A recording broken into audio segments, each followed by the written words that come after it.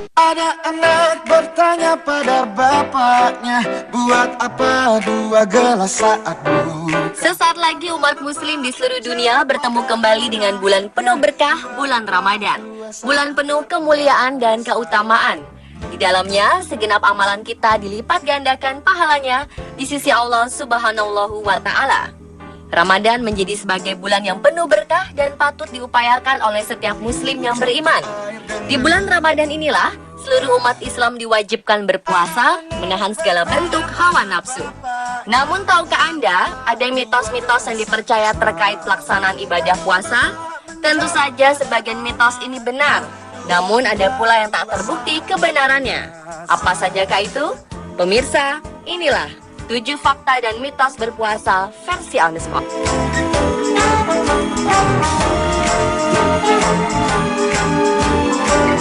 Cukup air dengan 2 empat.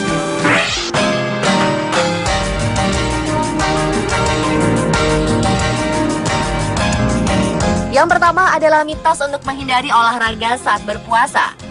Sebagian besar orang berpikir bahwa saat berpuasa kita tidak perlu berolahraga dan membatasi segala macam aktivitas normal.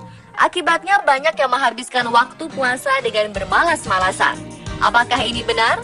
Ternyata mitos ini salah besar. Aktivitas fisik saat berpuasa sebaiknya jangan ditinggalkan, termasuk olahraga. Yang diperlukan adalah penyesuaian terhadap intensitas olahraganya. Selama puasa, disarankan untuk tetap melakukan olahraga secara rutin.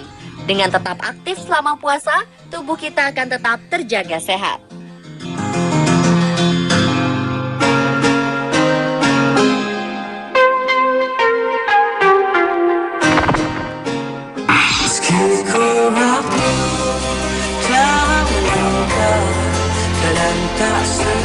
Banyak yang mengartikan istirahat dengan tidur siang selama berpuasa. Dalam sebuah hadis menyebutkan bahwa tidurnya orang berpuasa adalah ibadah. Sayangnya hal ini membuat sebagian orang yang berpuasa salah kaprah. Banyak orang yang berpuasa kemudian balas dendam dengan tidur dalam durasi sangat panjang saat siang karena waktu tidur yang terpotong saat sahur. Alasan lain, tubuh yang kurang energi membuat badan lemas. Benarkah demikian? Tidur siang memang tidak ada salahnya, namun tetap harus dibatasi. Karena faktanya, banyak tidur saat berpuasa pada siang hari justru akan membuat tubuh terasa lemas dan tak bertenaga. Ketika berpuasa, tubuh dipersiapkan untuk beraktivitas dengan makan pada saat sahur dan buka puasa. Persiapan makan ini sudah cukup untuk memberikan energi seharian kala berpuasa dengan aktivitas yang sama dengan hari-hari biasa. Jadi, perhatikan waktu tidur Anda saat sedang berpuasa ya, pemirsa. Bila hati tak sempurna mencintaimu dalam dada. Ada anak bertanya pada bapaknya, buat apa 2 gelas saat buka? Saat bulan Ramadan tiba, banyak penderita mah yang merasa khawatir menjalankan ibadah puasa. Mereka takut penyakitnya akan semakin parah. Ini tidak sepenuhnya benar. Faktanya, tidak semua gangguan mah menjadi halangan untuk berpuasa. Parah atau tidaknya penyakit menjadi pertimbangan untuk melakukan ibadah puasa atau tidak. Ada 2 jenis kelainan pada penyakit ini, yaitu mah fungsional dan mah organik. Pada mah fungsional, lambung dan usus 12 jari dalam keadaan normal, tetapi fungsinya terganggu. Mah fungsional ini berhubungan erat dengan faktor psikis. Sedangkan pada mah organik, terjadi kelainan anatomis seperti luka pada lambung atau usus 12 jari. Faktanya, puasa di bulan Ramadan pada penderita mah fungsional justru lebih menyehatkan. Namun untuk penderita kelainan organik, khususnya penderita luka lambung atau usus 12 jari akut, sebaiknya tidak berpuasa karena cenderung menyebabkan terjadinya pendarahan. 2, 4, 2.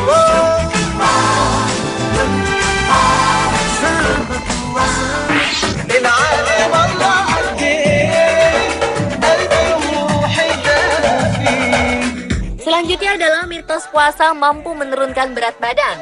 Faktanya, puasa adalah salah satu alternatif penurunan berat badan yang bersifat sementara. Ini artinya, menurunkan berat badan dengan hanya mengandalkan berpuasa hanya efektif pada jangka waktu pendek. Saat berpuasa, tubuh akan tetap menyimpan energi. Di samping itu, secara genetik, Tubuh manusia memang diprogram untuk memerangi efek atau dampak berpuasa. Saat berpuasa, metabolisme tubuh juga akan melambat untuk menghemat energi. Akan tetapi, ketika Anda kembali pada pola makan seperti biasa, justru akan menurunkan metabolisme dan menyebabkan Anda menyimpan lebih banyak energi. Hal ini mengakibatkan Anda akan mendapatkan kembali berat badan dan berpotensi mengalami kenaikan bobot tubuh, meskipun Anda mengkonsumsi makanan dalam jumlah kalori yang sama sebelum puasa. Ketika berpuasa, dengan sendirinya tubuh akan menyesuaikan dengan mengurangi nafsu makan, sehingga Anda juga akan merasakan kurang lapar. Pada saat berhenti puasa, hormon nafsu makan Anda justru akan menuntut tubuh untuk lebih banyak makan.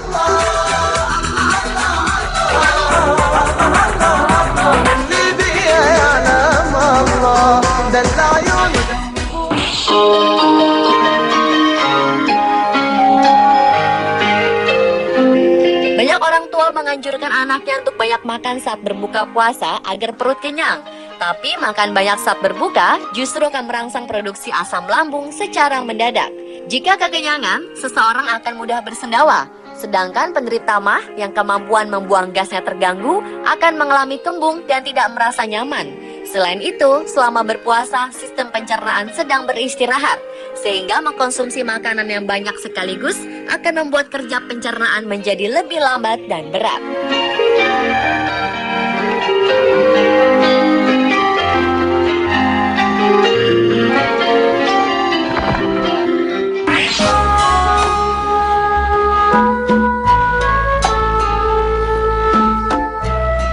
Banyak orang melewatkan waktu sahur karena malas bangun, capek, atau malas memasak.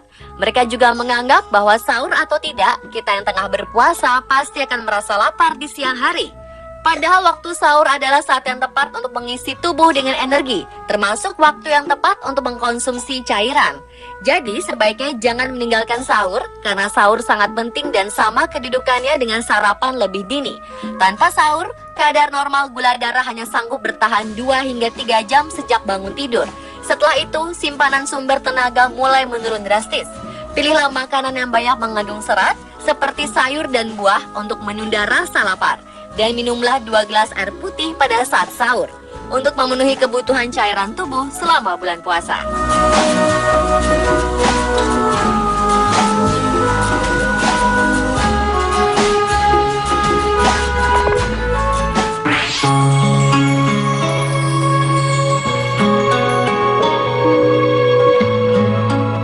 Terakhir adalah mitos yang paling sering didengar umat muslim, yaitu mitos berbuka dengan yang manis. Orang yang tengah menjalankan ibadah puasa pastilah dianjurkan untuk berbuka dengan makanan atau minuman manis.